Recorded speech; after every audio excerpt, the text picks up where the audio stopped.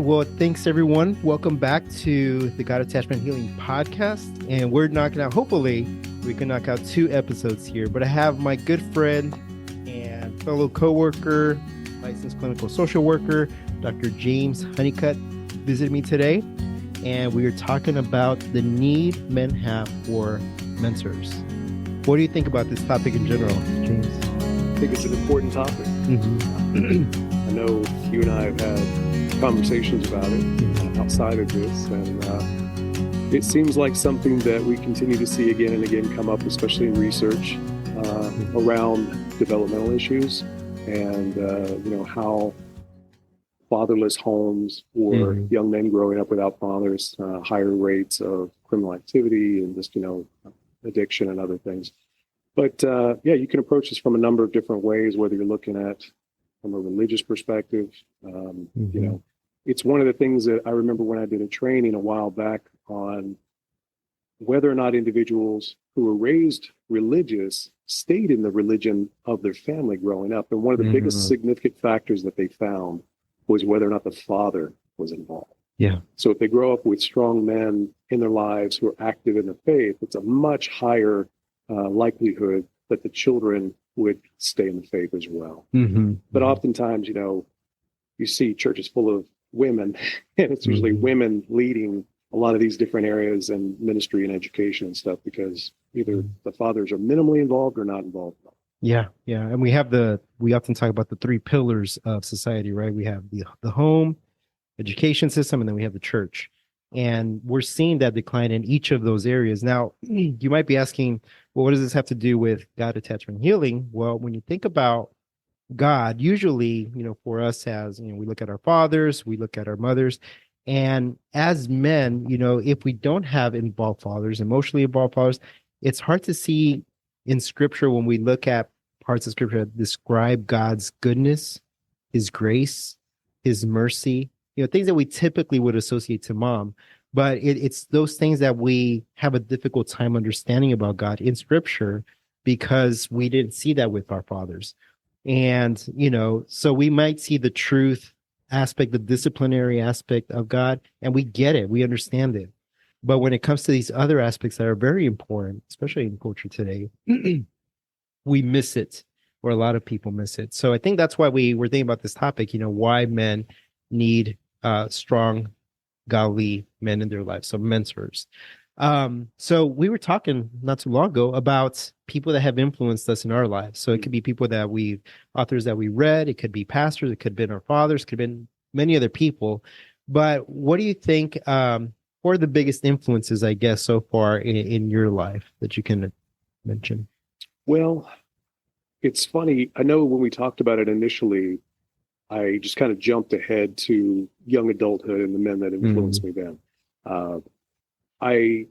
I have come to believe, though, that maybe there's different seasons of our lives where different men will come into our lives in those seasons, ideally. And I remember even as a child, my dad's career military, growing up in the Air Force, we lived on different Air Force bases and things like that. And as a child, I very much idealized my father. And I used to say, if I could be half the man my dad is, that'll be something. He was a young father, though, so he was very active with us, playing sports. He was still able to do that. I can't do that now. But then when I got older, and then I went off to college, and I, was a young grad student and therapist and things like that, it was different men that came into my life. So, for example, you and I, when we had spoken before, I talked about several professors that really made an impression on me. And they were strong Christian men, but they were at a different level in their development, not just educationally, but they helped me take it to the next level myself. My dad was great as far as instilling patriotism and morals and hardworking ethics and things like this and basic skills, but he wasn't anywhere involved in higher education or things that later interested me. So he, obviously we were pretty limited on what we could discuss. And was he a believer at the time? He was not. Okay. We were really raised more agnostic. I think if you asked my parents, they would have said that they were Christian, but we would occasionally go to church and things like that. But we moved so much. That was part of it, being in the military. And there were years of my life where he was stationed remote assignments, in Alaska or Korea or Portugal or something. So that plays a role as well. Mm-hmm. But I think that when I got into college and I was a young Christian, I'd just been baptized and became a Christian at the age of 20. So I had a pretty drastic turn in my life at that point as well. And seeing these men that came into my life, and I had mentioned it by name when we had talked before, but in college and grad school and stuff, and just really feeling a lot of gratitude later in life.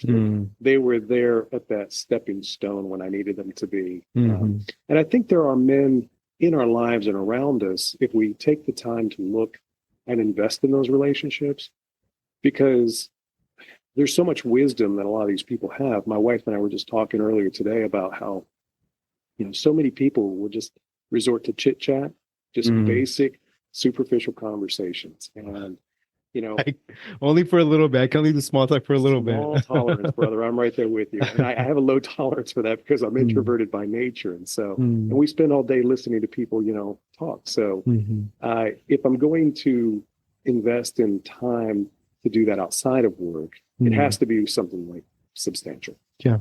So, when you can find people like that, and you will find those gems if you look for them, of not just, men, but all people who can really have something to contribute at different stages of our lives. Yeah. And I wonder, did you realize that they were having that type of influence on you at that time? Or was it like a reflective piece later on that you're like, man, they really were there for me at a very trying time or a very difficult time or a very good time in my development? It's a great question. I think that I had a sneaky suspicion that they were getting past my defenses and affecting me on a core level that I wasn't even fully aware of at the time. But it really kind of germinated later. And I realized in retrospect how much they influenced me. I know I felt a lot of appreciation for them and I expressed it at the time, but everything was so new. Yeah. And a lot of my energy and capacity was just trying to process all these new ideas that I'm being exposed to and this new faith that I had just really embraced in my early 20s.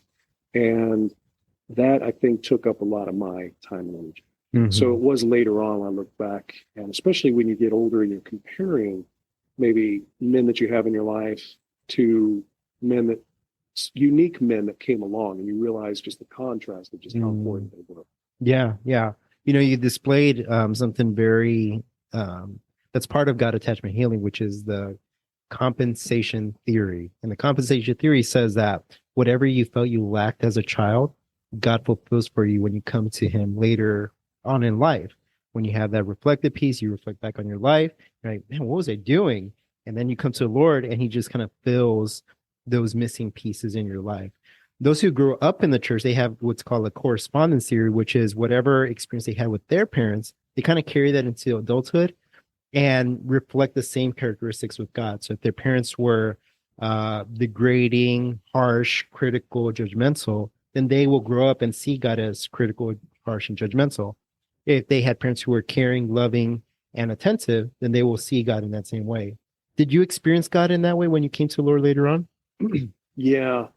It's funny that you mentioned that because I think early on, I had this naive understanding that I had to know everything. Like I had to figure it all out.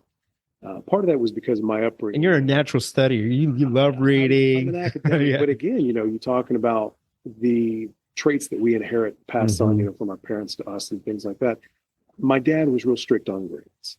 He was a good student. He really pressed that in on us to do well in school. But, we also had family members that were around us who had anger issues. So I was surrounded by men with anger issues. And so it made sense that my view of God was kind of a punitive, you better have this figured out. If you step out of line, I'm going to smite you. That whole thing. Right. So it was, I joke with people when I graduated college, I'd studied religion and philosophy, and my dad asked me at graduation, so what did you learn? I said, humility. Because I was under this ridiculous concept that I was going to grow so holy in my studies that I was going to float across the stage and receive my diploma with this, right. Air of holiness, halo around me. So I think that was kind of my conception of God that I came into my early Christian life with. And it was largely based on many of the authority figures that I had known growing up. Mm-hmm. And from the men that you did that start getting involved in your life, did anyone show you like a different part? So you said growing around angry men. Were there men who were caring, intellectual? Like who were the men that were surrounding you around that time, like characteristic wise? You mean when I got into college and older? Yeah, it was very different then. Keeping in mind, like I said, when you grow up in a military family, and any of your listeners who have ever grown up in like missionary families or military families, you kind of become a little, I don't know, your support system really becomes just the nuclear family. Because my brother and my parents were the only consistent relationships. Your friendships and familiar sights and surroundings, they change, pretty frequently.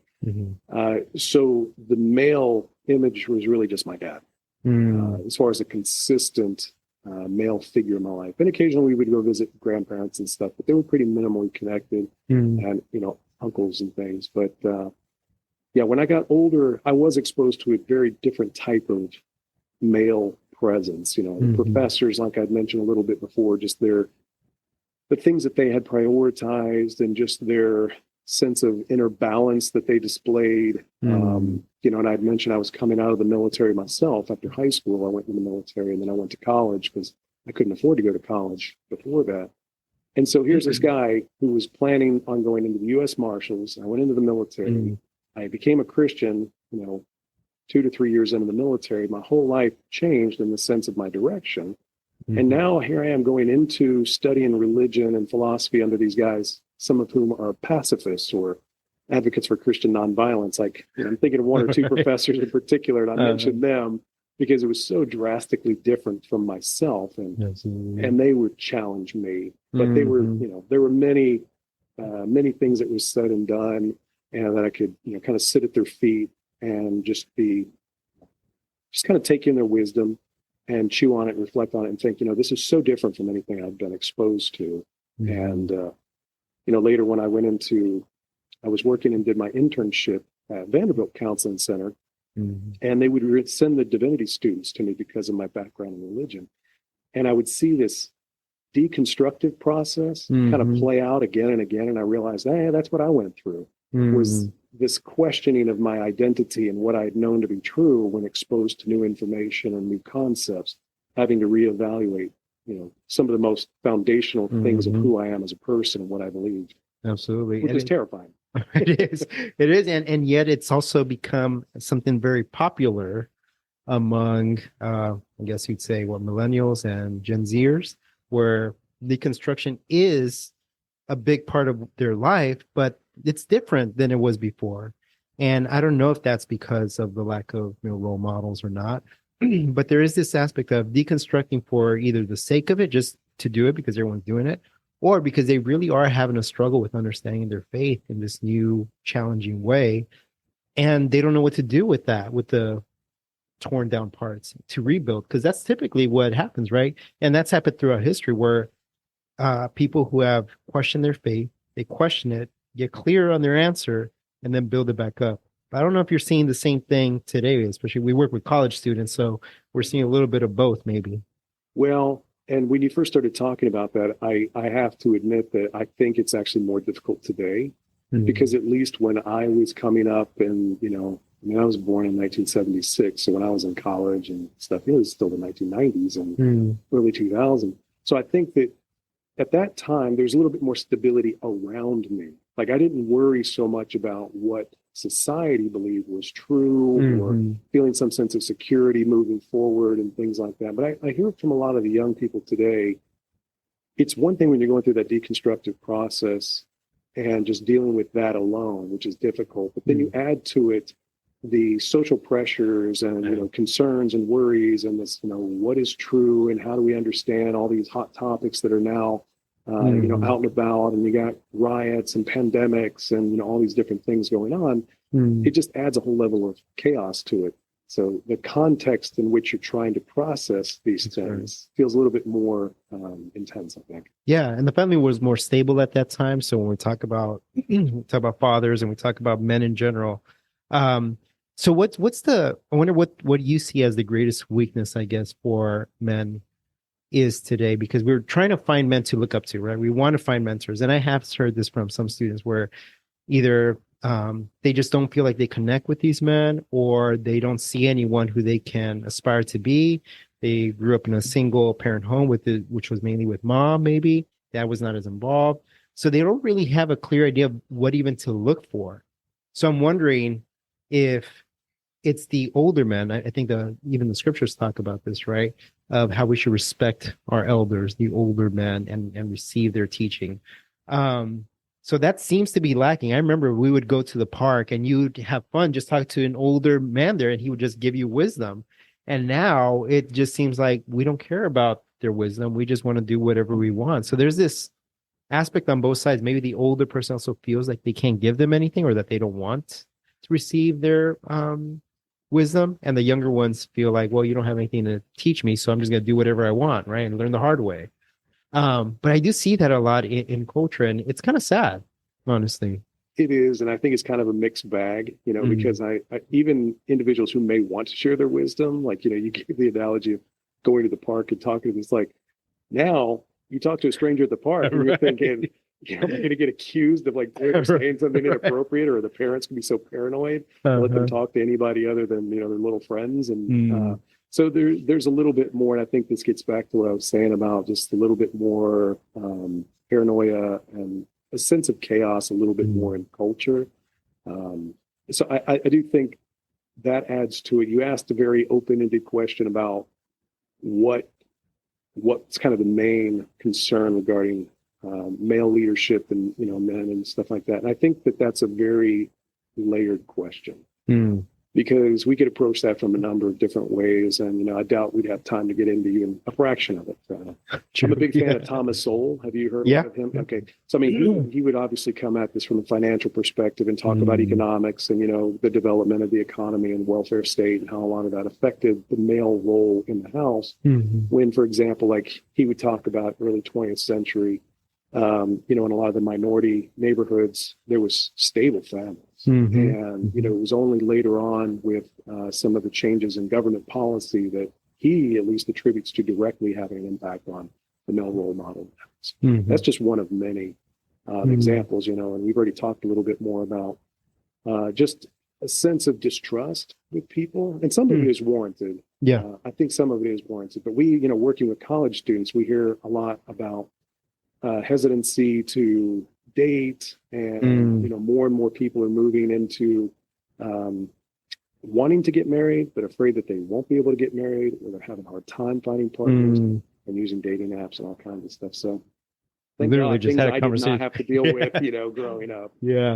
It's definitely changed the dynamics, and we have more access to information. So even if there are people that we're wanting to gain wisdom from, we have social media. So all you do is just follow a person that you like. You have that, but it still lacks that person-to-person connection, which I think is what we still need to be focusing on.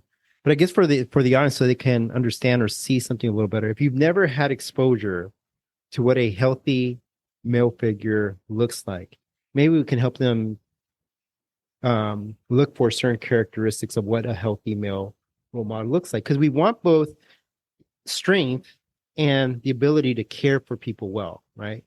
And they both feed into each other, right? In order for me to care for someone well, I need to be strong. In order for me to be strong, I need to learn how to use that strength to care for others. So it seems that today they lean on one side or the other, right? So you have this hyper masculine man who's just very dominant, very controlling, very demanding. So you have that part. And then you have the other one who's super passive, not really motivated to do anything. And people are going to lean towards whatever they've seen growing up. So what does a healthy male role model look like? And this is important because it's going to set the stage for how are we experiencing God, right? We call this the God image. How you experience God in a relationship is different than your God concept, which is how you understand God.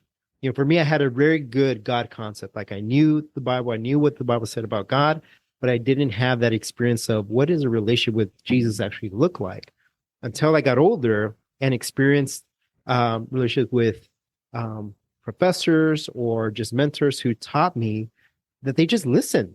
I never knew what that was like. It was just basically, if God says do this, I do that. But there's the relational component to it. And that was I'm very thankful that God put men in that season, those seasons in my life to understand those different aspects of him. Yeah, and I think you're blessed to have that. It's not something that everybody has, unfortunately. Yeah, that's true. And man, you're asking these tough questions. You really are. Because, again, we could go a number of different ways with this. You asked, what characteristics do we look for in healthy, strong men? And, of course, anytime you ask that question, you're going to get a biased response. I'll try to be as balanced as I can in this perspective, because I acknowledge, again, my background, I tend to defer a little bit more towards that typical, stereotypical masculine, strong, supporter, protector, things like that.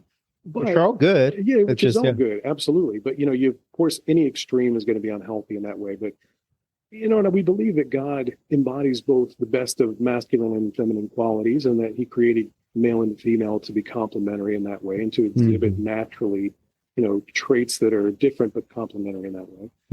I think as far as just looking at male leadership, one of the things, healthy male role models, one of the things I think people should seek out is men who are solid in what they believe, like they have a good belief, well-formulated belief system, a worldview that they have spent time reflecting on, but not rigid in the sense that I can say, this is what I believe and this is why I believe that. But I'm not going to become reactionary and upset with you if you ask me questions that even challenge my views. And I think that is something that is a little bit more difficult to find. You can find people all day who have lots of opinions. Right. Some people will get very aggressive with those opinions. It's hard to find someone who, like, the truly wise person is someone who says, I have spent this time investing in myself and understanding these things, but I always remain open to the possibility that some of this could be wrong. I might need to adjust it or tweak it. And the best way to do that is to listen to other people with different views.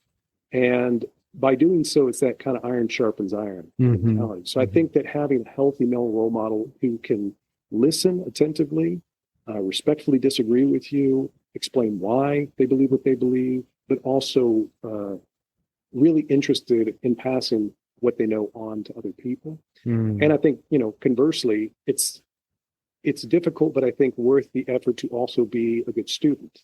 Yeah. You talked about how I'm kind of a nerd. I like to do education. You obviously as well. We're both pursuing, more schooling for all the schooling we have. And yet to be that eternal student of, I'll never have it figured out. Exactly. And having that humility to admit that. And I think being both a good listener and a good student, as well as growing into a healthy and good teacher who can deal with some of the frustrations and the ignorance and the, apathy sometimes that students exhibit, and, confronting that in a healthy way, especially if that person you're trying to teach is a family member or someone that's going to be in your life for a long time. Yeah. No, that's good. And I'm glad that you mentioned that, because it basically summed up with this aspect of humility, right? And then there's this other part of being strong.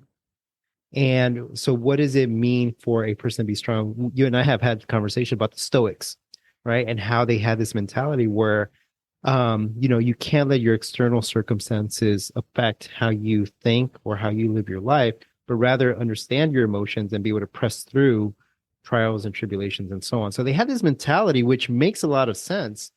And I'm wondering if any teaching from the Stoics contradicts scripture. It seems that a good amount of it lines up with it, but are there areas where, I don't know about that, because this is making kind of this, I don't know if I would say it's trending, but there is this idea of, to be a Stoic is to not let anything around you bother you. But it gets to the point where you don't even feel your emotions. And I think that's where men get confused. They think that being a Stoic, not letting your external circumstances affect you, is to not feel anything. So I think that's where I see the leaning towards. But the real part of it is that you are able to feel what you're feeling and have dominion or some sort of control over it, or giving that over to God. Yeah, and I think, of course, we see that all the time as a defense mechanism with clients, where they try to resort to either intellectualizing their problems or numbing out to the point of being indifferent, like you're describing. And, you can you can paint over it and say, well, I'm practicing Stoic philosophy. Right. Okay, if you want to say that, but Mhm. I do think that the four cardinal virtues of Stoic philosophy, if I'm understanding the writings correctly, is, wisdom, courage, temperance, and justice. Just there That was you the go. fourth one. So I think when you look at those four virtues, we can say, and especially as you read and kind of flesh them out in the writings, you can say, yeah, a lot of this really lines up with the Christian worldview. However, considering that the Emperor Marcus Aurelius was one of the great Stoic Right. philosophers, and he was also known for persecuting Christians in his time, clearly there's not a perfect balance. Right. Because you'd like to think that if he said, hey, they think a lot like I do, and so maybe I shouldn't be feeding them to the lions in the arena. Mm. But I think there are some good concepts that we can take from that very much match with the Christian worldview. One of the things we constantly deal with, whether it's in families, in our work, whether it's with employees and bosses and things, is this idea of boundaries, right? And so that's one of the things the Stoics talk a lot about, and this concept of knowing where your limits of control end, and things that are outside of your control, not allowing it to upset you, not allowing it to steal your peace, because we can get upset all day about things and vent and get frustrated. When it all comes down to it, it says, is that beyond my control? Do I have any control whatsoever over this? Or is there something I can do to perhaps open a door or see if this could possibly change? But recognizing there comes a point where I've done all that I can do. And then we have to just, as the Stoics say, amor fati. We just have to kind of love fate, love what we can't control, and just embrace whatever comes of it. And I think, Jesus talks a lot about that when he speaks about anxiety. Don't be anxious about tomorrow, and understanding our limitations. And you can't by worrying about these things add a cubit to your height. And he talks about the birds and the lilies and all the different things around us. Nature teaches us that to live in the moment, to trust in God, and to also recognize what is beyond our capability and our control. And that can be difficult because we live in a world where we very much want to control the world around us and other people. Oh yeah. Especially when you have no control of anything growing up. So if you grew up in an environment where you felt like you had no control, you don't realize till you get older how much you actually want to control and how frustrating it is not to be able to be in control of anything. But yeah, I bring up the Stoic philosophy because it's something that's appealing. I mean, it speaks to the flesh, honestly. Like when I hear, I'm like, yeah, that sounds good. And then looking at scripture, then it teaches something that may be more convicting for me, where I'm like, I don't know if I want to forgive, or I don't know if I want to go this route, or whatever the case is. So it confronts us in a different way. And that essentially is this aspect of sanctification. What does that process look like? So when we talk about men investing in other men, we're really talking about discipleship, right? And I think the way that I've been able to picture it in my head is that every person should have someone who's older than them, kind of mentoring them. They should have a band of brothers around them. So 2, 3 people around them that's walking the same stage.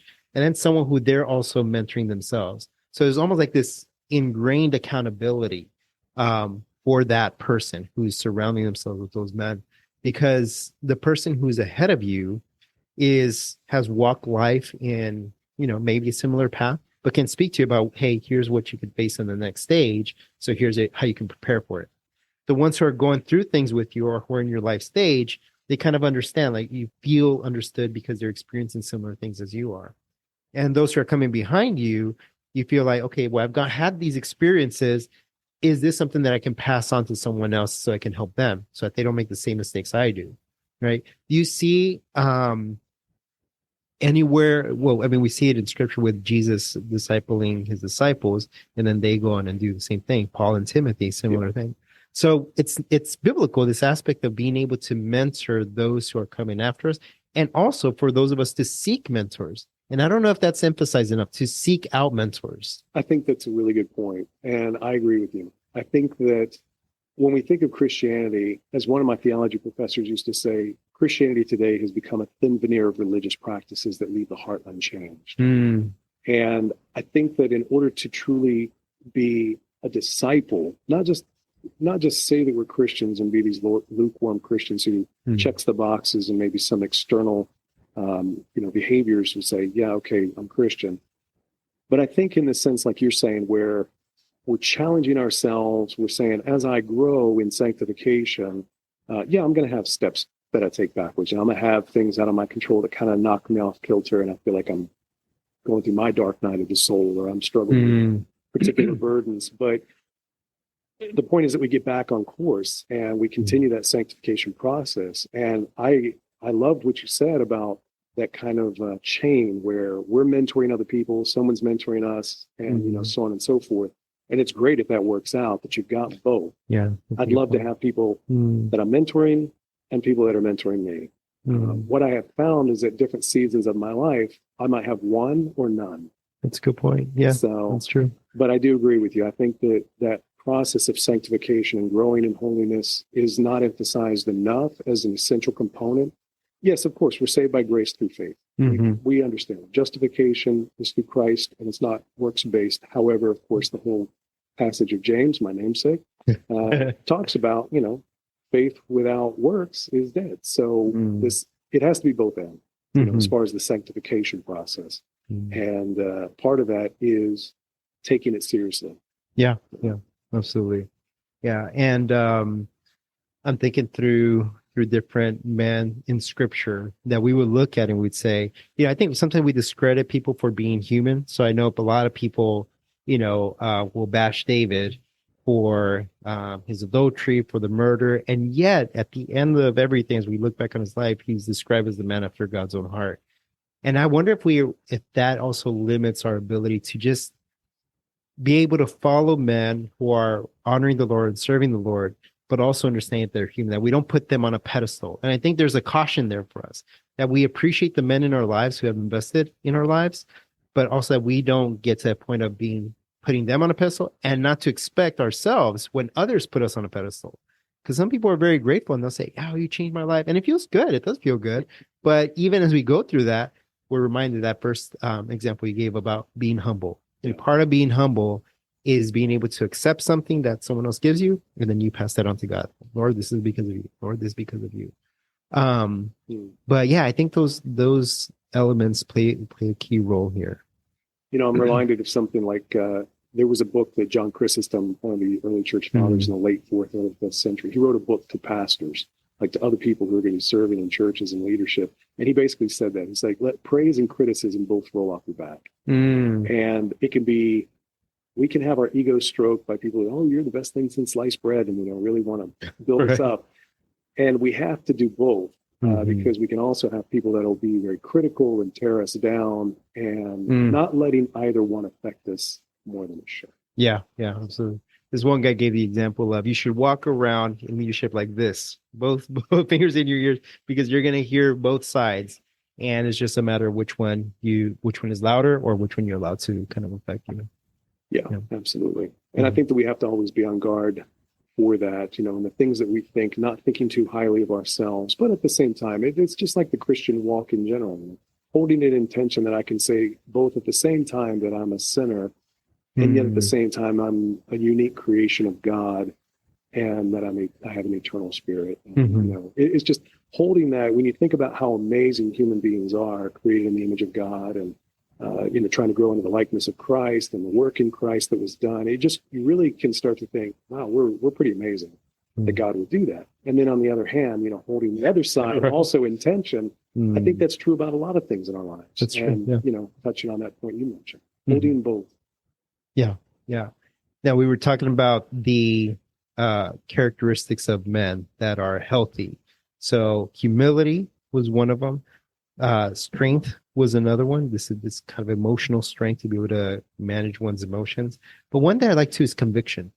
Like a person who is willing to die for something that they believe. We see this with the disciples, right? The whole point, or the whole story of the gospel that was shared by these men, was they're being discredited by some people today. They're saying, well, you know, they lied. Would they lie about something that actually didn't happen? They're willing to die for that. So that's a big argument for our faith, is that these men die. Like what they saw, they believed, and they were willing to die for it. Right. So I think that's one element of also healthy male role model is that they have a strong conviction about something, anything. Right. And it's good because it doesn't deter them from whatever mission it is. So if they love the Lord and they're called to a certain mission that God has for them, they're just committed to that. Nothing deters them from that. Well, and it's funny you mentioned that because I do remember the professors that I had talked about earlier. Someone had asked me once what I thought separated a good professor from some of those great professors, and I said passion. And passion comes from the Latin word facere, which means to suffer. So it's the things for which I'm willing to suffer, and that comes back to this idea of conviction that you're talking about. So having passion, whether it's passion in the concepts you're teaching on in philosophy and religion or whatever it may be, passion for your family, passion for your faith, your country. That inspires people, right? Yeah. If you're the guy that's, willing to die for your comrades, in war and, fighting alongside, men and women in the armed forces and things. I mean, we give medals to people like that. We respect and honor people like that. And I think that it doesn't have to be quite so dramatic as well. Sacrifice can also be, the house mom who's making sure her kids are taken care of and fed and, teaching them and, the parents who do that and male role models, that they're taking their role as the leader and priest of their family seriously and knowing that they're going to be held to a higher judgment because they have the responsibility by God. And how many men take that seriously? Even the men who stick around, we've talked about homes without male role models. But even the ones who stick around, how many of them take that seriously and say, yes, this is truly a calling to be a husband and a father and to do that well. Yeah. It's like physically present, but not emotionally, spiritually, mentally present there. Yep. Well, we've talked about all the good things. Is there one, let's maybe say one or two characteristics that are just red flags, right? Like if you see this in man, maybe that you admire or something like that, here's something to look out for. Yeah. We've been talking a lot about humility. So I would say, obviously, the first thing that comes to mind is pride, hubris. What does that look like? I think it looks like individuals who don't have a solid sense of themselves. They're braggadocious. They're easily offended. They're emotionally unstable, angry. Those are individuals who don't have a solid anchoring within themselves. And so they're, as we'd say in psychology, their ego strength is pretty poorly formed. They don't have enough core self to really manage their own internal system. So I think that would be one of the biggest things that I saw with poor male role models growing up was this, they would tend to resort towards anger and criticism of others and trying to tear other people down to build themselves up. And I think the healthy person can look at that individual and see right through it. But there's far more examples, I think, of unhealthy people that will join in. And then it becomes kind of an echo chamber where they all just, agree with each other and they feel validated in their aggression and pride and whatnot. So I think that is one of the biggest red flags. Yeah. What would you say? Yeah, I would agree with that. And pride is kind of tied to this aspect of anger. So someone who is just constantly angry, they can't really enjoy anything in their lives because there's always something wrong, right? So someone who complains a lot, like that's also a big thing. Like they have what's the word I'm looking for? Sense of what's within my control, what's not in my control. So there's this aspect of they're angry at everything because everything's out of their control, or they're complaining about everything because the things that you're complaining about are not within your control. And it's really hard. It's a temptation. It really is to become angry about the things that are outside of your control. And I think there's a lesson there for all of us about this aspect of pride and being angry, just having this spirit of anger towards everything and anything. Yeah, and I think that I'm kind of chuckling because I realize, we work with colleagues, and I know I'll have colleagues come into my office and people that we work with, and they'll vent and get frustrated. And I'm laughing because there has to be, and I'm that person sometimes, right? We all get to that place. And we want someone to empathize with us. We want someone. So I think that there is some degree of empathy that might look like you're joining in. It's not becoming that echo chamber I've talked about. Right. If somebody comes in and they're, complaining in my office and they're frustrated about something they'd heard, and I start talking about, well, your limits of control, and you really shouldn't. Right. You shouldn't be upset about that. Probably not because the it's best out of- yeah, who's going to want to come to someone like That's that? For true. support? That's a good point. So it's finding that balance and recognizing, our own humility of I've been there, Yeah. and I've had these days where I'm frustrated and upset, and I know my wife is a good example of that. She's a great support system in that way, because we'll all get into those complaining modes. But the healthy person and the healthy man, it's not a regular occurrence. And that's it's more the exception rather than the norm, and they usually quickly snap out of it. Yeah. And that's true. And that's a big part of it too, because we're not looking at these one times that it happened, because to your point, we all do lose our cool. I would say 90% of my time as a dad is great. And then there's that 10% where I'm like, I just lose my cool, right? So there's that aspect. And I look at them like, I still want to do better, right? But the spirit of anger, the spirit of frustration, the spirit of complaining, I think it's more so that's more common than the other part, where it's more under control and is able to kind of communicate clearly whatever it is that they're experiencing. And sometimes it's that, like, I can't even communicate what I want to say, and it comes out in frustration, it comes out in anger. And speaking of healthy male role models, when you grow up and you don't know what that actually looks like to communicate how you feel, it comes out in different ways, through stress, it comes out through anger, it comes out through a lot of different ways. Well, and you mentioned something I wanted to mention earlier that I think really speaks to not only what we should look for in healthy male role models, but also what we as men should strive for as well, and that's clarity of thought. And that comes back to what you're saying, because I think clarity of thought, in the sense not only of what I believe, but also, as Christ talks about taking thoughts captive. And of course, there's a whole wing of psychology, cognitive therapy, built on this idea that how we choose to interpret things and the lens through which we view these different events in our lives and adversity will directly impact the way we feel and behave. And so having clarity of thought, not only already pre-formulated and within us, that we've worked on it in the sanctification process through prayer and worship and other spiritual disciplines, so that when times of testing come, we find that we're well prepared for it. And so I think, part of that is having a good sense and appreciating how important it is to think rightly about things. That's good. And I have to say this one just because you mentioned it, and you have shown this to me as well, that aspect of empathy. Because I think so part of being a healthy man, healthy male role model, is having empathy. And here's the way that I picture it. Someone who has suffered greatly understands the suffering of others. So they're able to sit there with them, understand what they're going through, and just be there, be a calm presence in the midst of their own storm. And, and I'm thankful for that, for your friendship and for being able to show that to me. And I think that's a big part for men to seek out other men who can listen to you and just be there with you. And I think about my sons too, is like when they're frustrated, instead of me getting frustrated in return because they're frustrated, I can sit there and calmly and just ask questions, just kind of help them regulate a little bit and just be there with them. Right. But there is that, I think that's a big part of a healthy male role model.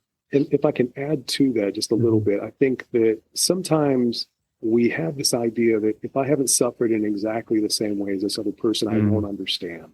And I think that's a faulty view, because we can excuse ourselves from being empathetic or being available to people because we might say, well, I've never gone through that, so it's not my place to be a support. They need to find someone who's going through that or knows what that's like.